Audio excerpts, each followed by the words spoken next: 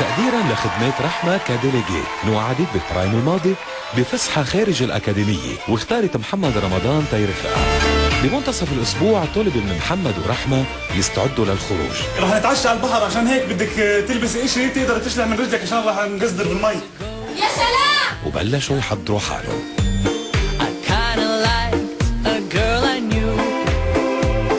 واخيرا ظهروا من الأكاديمية، وأول مفاجأة تلقوها كانت مفتاح. بنمزح. يلا بنمزح. لا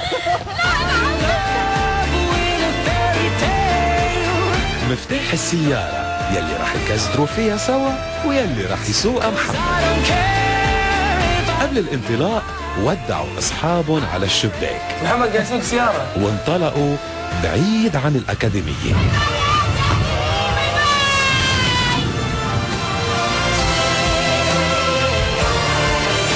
وعلى أساس كل شيء تمام وفي سلام ووئام بين محمد ورحمة، لكن معقول ما يتخانقوا؟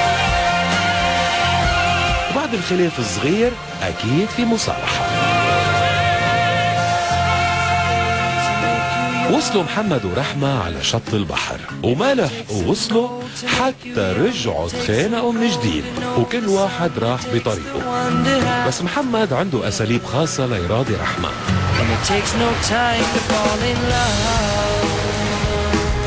ويا ريت الكل يرضوا بسرعة مثل رحمة. And it takes some fears to make you trust. It takes those tears to make you rust.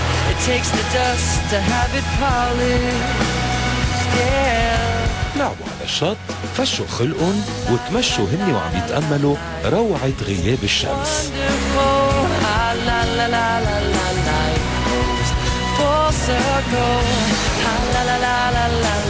من بعدها تعشوا سوا بمكان مطل على البحر.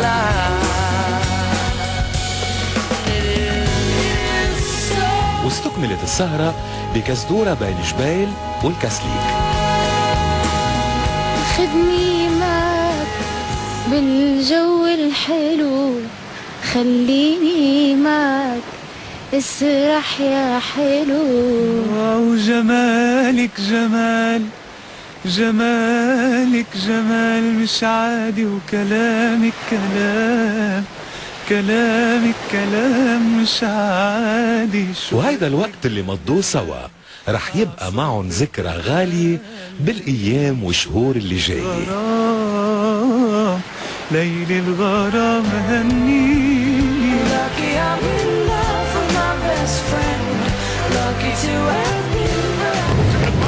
كتبت له بحبك. ما كتبت شيء.